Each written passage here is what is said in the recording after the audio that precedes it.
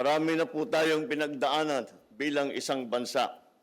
Sa mahabang kasaysayan ng ating bayan, ilang beses na rin tayong nakipaglaban sa mga dayuhang mananakop.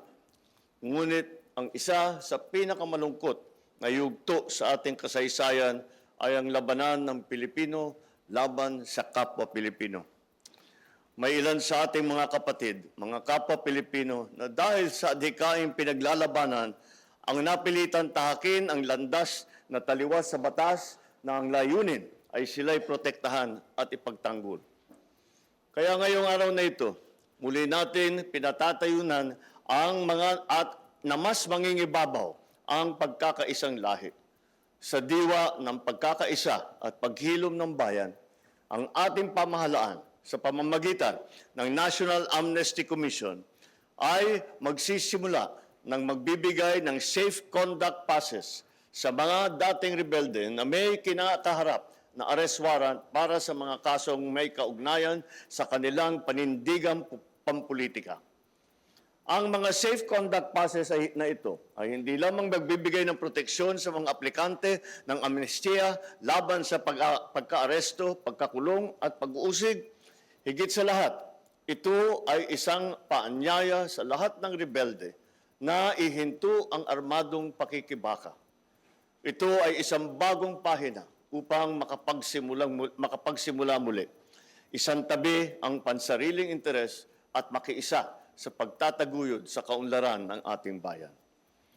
Ang paglagda natin ngayon ng Memorandum Order ay patunay na handa ang inyong pamahalaan na mag-abot ng kamay sa sino mang nagnanais magbalik loob sa batas ng ating lipunan.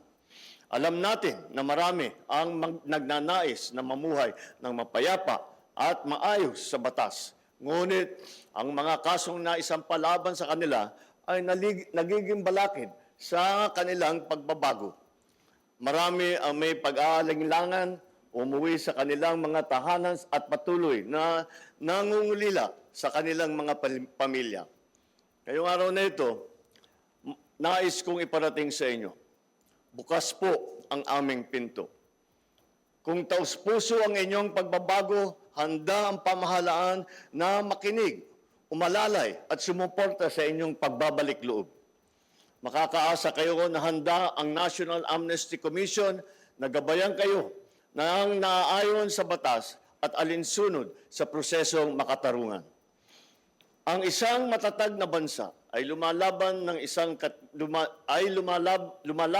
ng may katwiran para sa kapayapaan. Inaasahan ko ang National Amnesty Commission, ang Office of the Presidential Advisor for Peace, Reconciliation and Unity, at ang sandatahang lakas ng Pilipinas, ang pambansang kapulisan, at ang lahat ng ahensya ng pamahalaan na patuloy ninyong gagampanan ang inyong mga tungkulin na tapat sa larangan ng adhikaing pangkapayapaan. Tiyakin natin na mga safe conduct passes na ay kikilalanin natin ng mga lahat ng otoridad. Magsilbi sana tayong tulay sa pagkamit ng kapayapaan at pagpapalakas ng bansa sa pamamagitan ng paghikayat at pag-aalay sa dating mga rebelde nagnanais maging produktibong bahagi ng ating lipunan.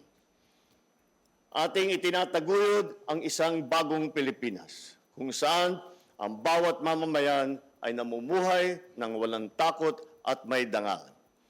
Ito ang ating pangarap para sa bawat Pilipino. Kaya ang panawagan ko ay gagampanan natin ang ating tungkulin sa bansa. Tulong-tulong tayong itaguyod ang isang bayang nagkakaisa at nagtutulungan sa pag-angat ng bawat Pilipino.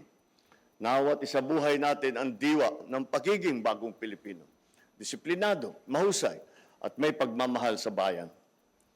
Piliin natin ang tamang patungo sa isang mapayapa at maunlad na kinabukasan para sa ating mga anak at sa buong sambayan ng Pilipino. Maraming salamat at mabuhay ang bagong Pilipinas.